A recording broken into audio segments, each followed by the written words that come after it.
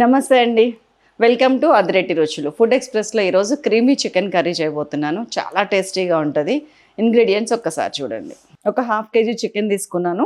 జీలకర్ర, గరం మసాలా, పచ్చిమిర్చి, ఉల్లిగడ్డ, అల్లం, వెల్లుల్లి, మిరియాల పొడి, పసుపు, ఉప్పు, కరివేపాకు, కొత్తిమీర, కొబ్బరి పాలు, మిల్క్ క్రీమ్, పాలు, బటర్, నిమ్మరసం, లవంగ, చెక్క, యాలుక, బిర్యానీ ఆకు, షాజీరా.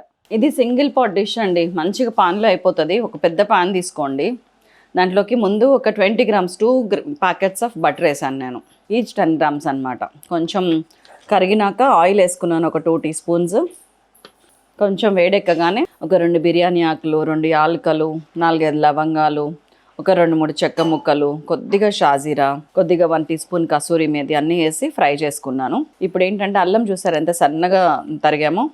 ఈ అల్లాన్ని ఒక 2 టీ స్పూన్స్ వేసుకోండి. వెల్లుల్లినేమో 3 టీ స్పూన్స్ వేసుకోండి. వెల్లుల్లి ఇట్లానే తురిమిన వెల్లుల్లి ఒక 3 టీ స్పూన్స్ వేసుకోండి. ఆ తర్వాత ఒక 10 పచ్చిమిరపకాయలు అండి. మీరు ఎంత కారం తింటారో చెక్ చేసుకొని అన్ని పచ్చిమిరపకాయలు ఇట్లానే తురిమిందే, పచ్చిమిర్చి కూడా సన్నగా ఇట్లా తరిగింది తీసుకొని వేసేసేయండి.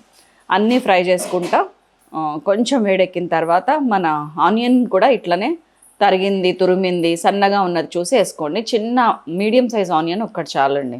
ఇవన్నీ లో ఫ్లేమ్ మీద మంచిగా ఒక 2-3 మినిట్స్ ఫ్రై అవ్వనివ్వండి. అయిన తర్వాత అవి ఇంకా కలర్ రాకముందే ఒక హాఫ్ కేజీ చికెన్ ఇందులో వేసేసాను నేను.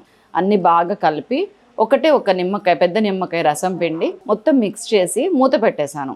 ఒక 7-8 నిమిషాలు ఇట్లా ఉడకనిచ్చాను.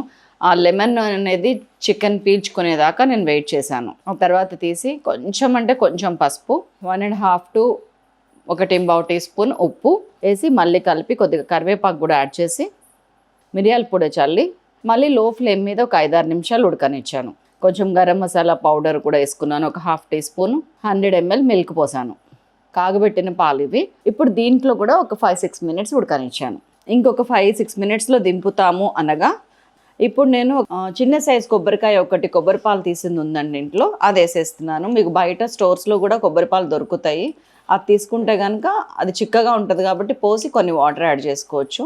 మొత్తం మీద ఒక 250 to 300 ml కొబ్బరి పాలు వచ్చేలాగా చూసుకోండి లూజ్గా. సో దట్ మనకి ఉడికిన తర్వాత కన్సిస్టెన్సీ కరెక్ట్ వస్తుంది. ఒకసారి ఉప్పు చెక్ చేసుకొని కొంచెం పడిందంట వేసుకొని కొత్తిమీర కూడా వేసేసుకొని నెక్స్ట్ బయట తీసుకొచ్చిన క్రీమ్ అండి, మిల్క్ క్రీమ్. ఇది క్రీమ్ అంటే దొరుకుతుంది బయట మీకు.